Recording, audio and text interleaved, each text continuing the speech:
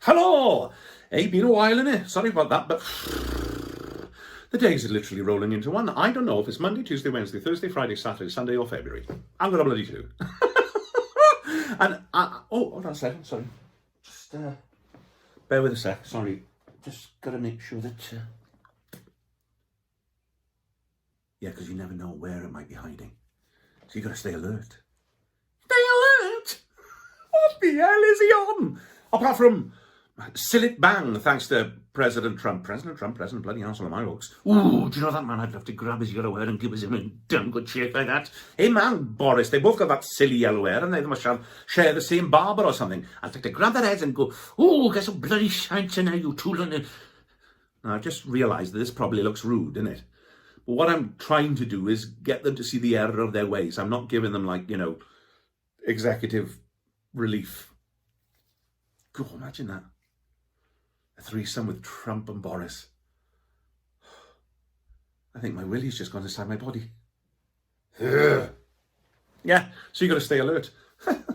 And my mother, God love her, she's terrified now, right? She won't go out now for a daily walk unless she's got a frying pan or a wok with her. She rings me up, she goes, David, I'm going for a walk around the block. I said, yeah, great, okay, ma'am, thanks very much for letting me know. She's like Charles bloody Bronson out there, but with the blue rinse. Ironically, right? It was 10 to bloody midnight when she rang me up the other night, and she was convinced that something was happening outside. She rang me up. She said, David, I think the virus is rummaging around my wheelie bin. I said, ma'am, no. Right, let's just nail this now, right? Stay alert doesn't mean that, right? Stay alert means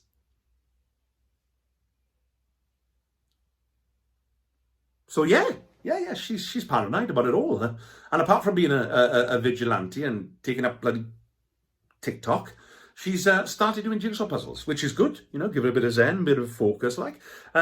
She wet wiped a 5,000 piece jigsaw. Piece by piece. Took her 19 hours.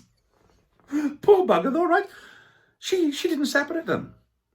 And then she went, I don't know which ones I've washed and which ones I haven't. I said, ma'am, what does it matter? It's your jigsaw. You got it from your cupboard. And she went, yes, but what about the man in the shop who sold it to me? He's touched it. I said, ma'am, you bought it in 1989. Oh, she dragged me up the wall, honestly. Oh, Christ alive.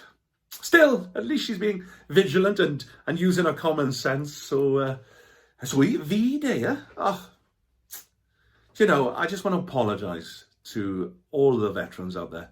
What should have been a day of celebration to give thanks to those who fought and those who lost their lives and those who lost loved ones turned into WTF Day.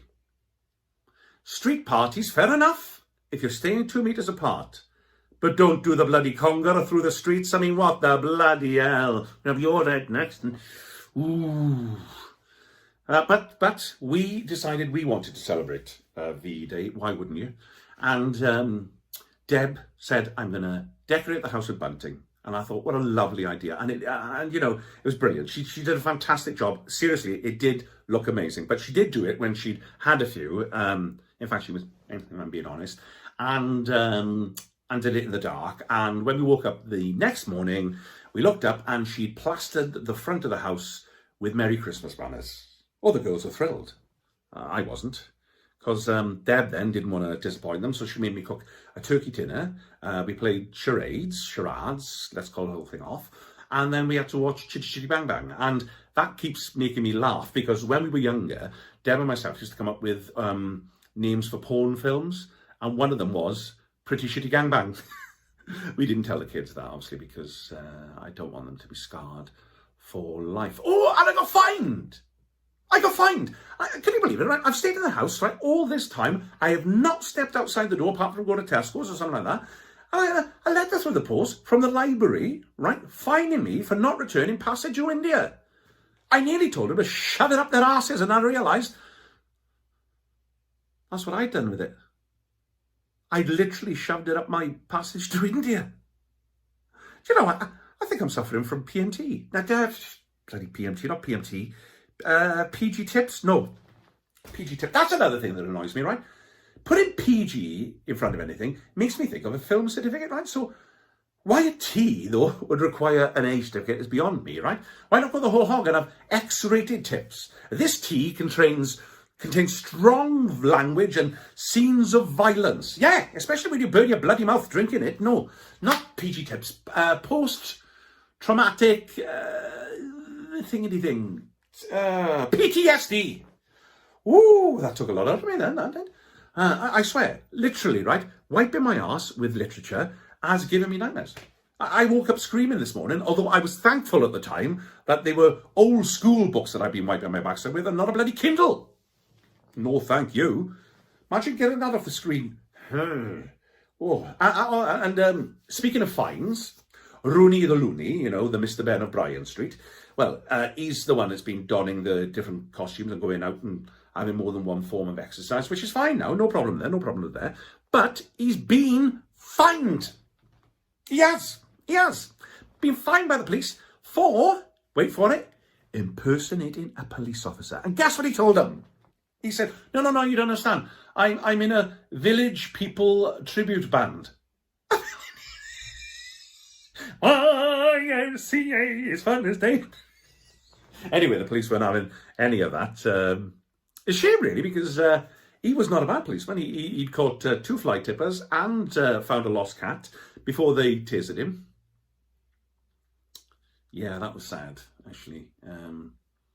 But they wanted to remain 2 meters away, and he was so angry, he was frothing at the mouth. He looked like Cujo, and so they tasered him, and he made this sound.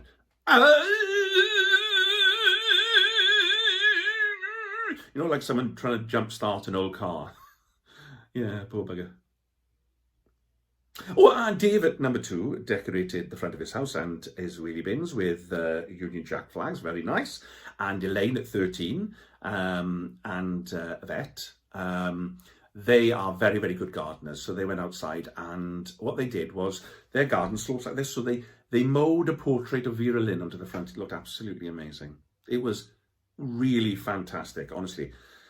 Well, it looked amazing until Charlie the Cockapoo escaped out the back lawn and ran up to their house and did a poo in it. Yeah, thankfully, Vera's mouth was closed. So I went up to, you know, wipe it, and I slipped like that. And anyway, it looks like, looks a bit like Hitler now, if I'm being honest. Which is not a great thing to have in your lawn at the best of times, but especially on a VE day. And someone has already put their windows through. Probably the virus. Oh, sneaky bugger, you know. Stay alert, people. Stay alert, people. You know. Jesus, it looks like he can barely stay awake. Yes, we watched your Boris. Yeah. Or was it Minions? Either way, my alcoholic intake went from green to red by 7:30. You finished by 10 past. Yeah, it's been a bit of a strange time, really. Clearly, sun and booze don't mix. And those people yesterday in the parks doing the demonstration. I am not a man. I am a number, or whatever that bloke said. What a bloody pillock. Do you know what? Those people that do that sort of thing, they ruin it for the rest of us.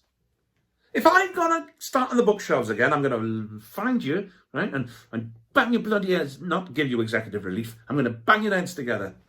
So anyway, until we meet again, stay safe, stay home, and please, stay away from Wales. Oh, and Merry Christmas. Merry bloody Christmas. Christ.